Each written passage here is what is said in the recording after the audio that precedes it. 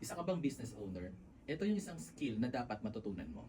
Ito yung tinatawag na financial statement analysis or pagbasa ng financial statement ng kumpanya mo. No? So kung ikaw ay isang negosyante at wala kang financial statement, medyo hindi ka papunta doon sa sustainability stage ng business mo. Kasi yung financial statement, diyan mo mababasa or diyan mo ma-analyze kung saan ba kayo nagkulang, ano ba yung mga dapat i-improve. Ito talaga yung yung parang laman talaga ng company mo. No? Makita mo dito yung asset, liabilities, and capital. Syempre nandito rin yung sales and expenses nyo, pati na rin yung cash flow. Dito mo lahat makikita yun sa financial statement ng business. No? So dapat kapag meron kang negosyo, meron kang financial statement na yung legit, no? Yung tama yung data gathering mo, tama yung the way kung paano ka mag-bookkeep, and syempre para mas magamit mo yung mga data and mas makapag-decide ka ng tama para sa business mo.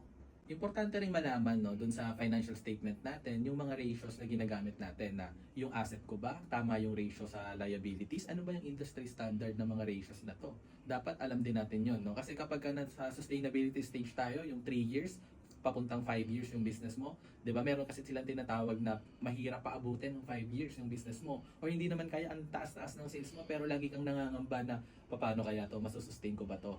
Isa kasi doon na factor ay yung pagkakaroon ng magandang finance team o yung pagkakaroon ng isang magandang accounting department, no? Para kapag tinitignan natin yung business natin, makita natin talaga yung laman and yung performance talaga ng business natin. Mahirap kasi na wala tayong records. No? Yung ibang kakilala ko kasi sinasabi nila, basta tumataas lang yung bank account, pwede na. Pero hindi kasi gano'n nangyayari sa business.